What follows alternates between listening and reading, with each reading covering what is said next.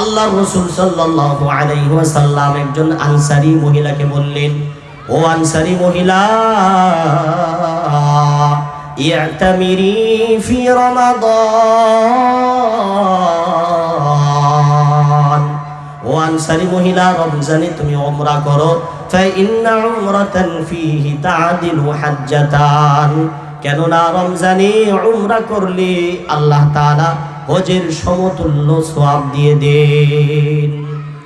এই জন্য রমজান এটা হচ্ছে সওয়াব বেড়ে যাওয়ার মাস। রমজান কি বলেন?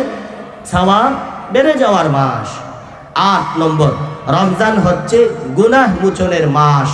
রমজান হচ্ছে পাপ মোচনের মাস। সুবহানাল্লাহ বলেন। এত সুযোগ আল্লাহ তাআলা রমজান ছাড়া অন্য কোন মাসে দেয় নাই। এজন্য রমজান কি বলেন? পাপ মোচনের মাস।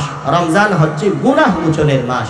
আল্লাহ রাসূল হাদিসে বলছেন, as-salawatul khamsu wal jumu'atu ilal jumu'ati ramadan ila ramadan mukaffiratun lima bainahunna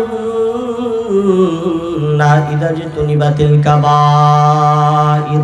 আল্লাহর রাসূল বলেন, 5 ওয়াক্ত নামাজ এক জুমা থেকে আরেক জুমা, এক রমাদান থেকে আরেক রমাদান, এর ভিতরে যদি বান্দা কবিরা গুনাহ না করে, তাহলে এক রমজান থেকে আরেক রমাদানের ভিতরে যদি সে ফজিলতের কাজ করে, ভালো কাজ করে, তাহলে আল্লাহ তাআলা 2 রমজানের ভিতরে যত গুনাহ করবেন আল্লাহ সমস্ত গুনাহ মাফ করে দিবেন।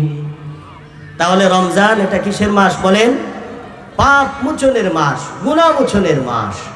9 নম্বর, রমাদানুল মুবারকে আল্লাহ রাব্বুল ইজ্জা একটা রাত্রি দিয়েছেন। রাত্রিটার নাম কি বলেন? লাইলাতুল কদর। এই লাইলাতুল কদরের যে রাত্রি আল্লাহ দান করেছেন, এই লাইলাতুল কদরে আল্লাহ তাআলা কোরআনে বলছেন, একটি মাত্র রাত্রি 1000 মাসের চাইতে উত্তম। সুবহানাল্লাহ। সূরাতুল কদরের 3-4 নম্বর আয়াত আল্লাহ বলেন, লাইলাতুল কদরি খায়রুম মিন আলফি শাহর। লাইলাতুল কদর যে রাত্রিটা হচ্ছে 1000 মাসের চাইতে উত্তম একটা রাত্রি।